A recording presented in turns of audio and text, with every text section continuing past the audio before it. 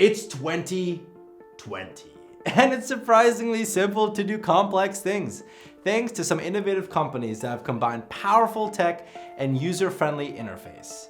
But it hasn't always been that way. So today I sat down with some of our guests who lived life before our favorite tech companies.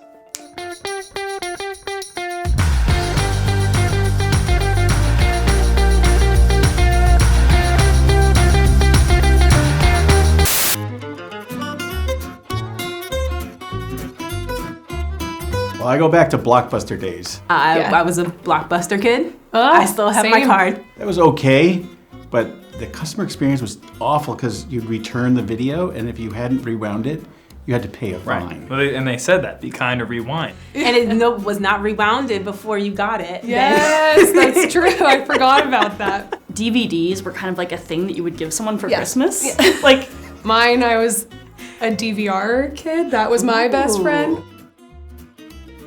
So it's companies like Netflix that have really disrupted the entertainment industry because it's given customers an experience that they actually really do want and need. It's given the consumer the power over their watching experience. I feel like all those other options we had, it was really things dictated to us. And now at least I have things that are tailored and personalized to what I want to watch. That's much better. I had so much fun because you could only have 13 songs on a CD. You'd have 13 entire songs in your pocket, and you could listen to any song you wanted, as long as one of those 13 songs. It's funny because I still remember the first CD I ever owned. It was Clay Aiken. Nice. I was 8 years old. Spotify especially has just like amplified the discovery of any more music that I would never have known about otherwise. It's almost like they read my mind of like, wow, I would never have thought of this song, but it's the perfect next song for this tape. And being able to listen to what customers want and use data to actually deliver a better experience, I mean, that's really where that magic happens. When everything happens under the scenes and it just kind of shows up and gives you value and delight, for me, that's great.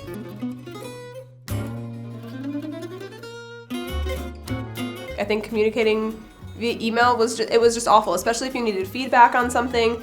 The problem I had with email wasn't that it was ever too much. It's actually that you could never really get a free-flowing conversation going. Quick was not synonymous with email. No. It still isn't.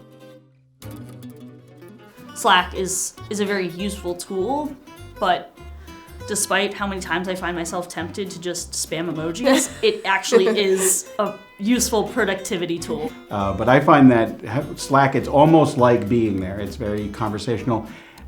Particularly what I like about it is if there's a gap of 60 seconds or even 60 minutes, the conversation keeps on flowing.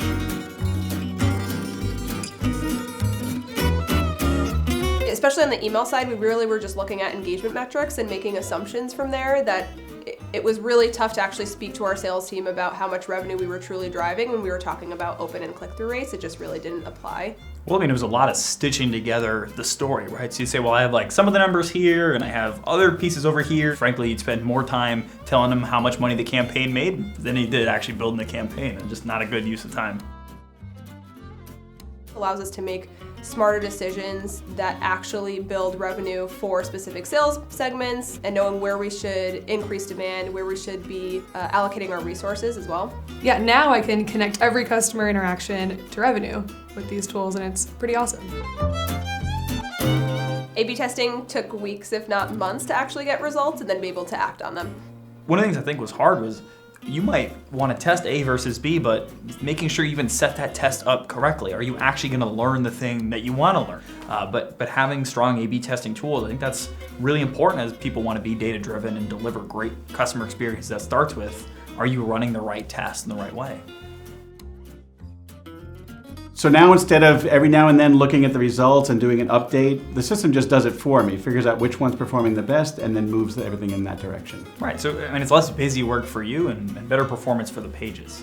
It sends traffic to better performing versions of your page. Yeah, and ultimately decides the winner for you.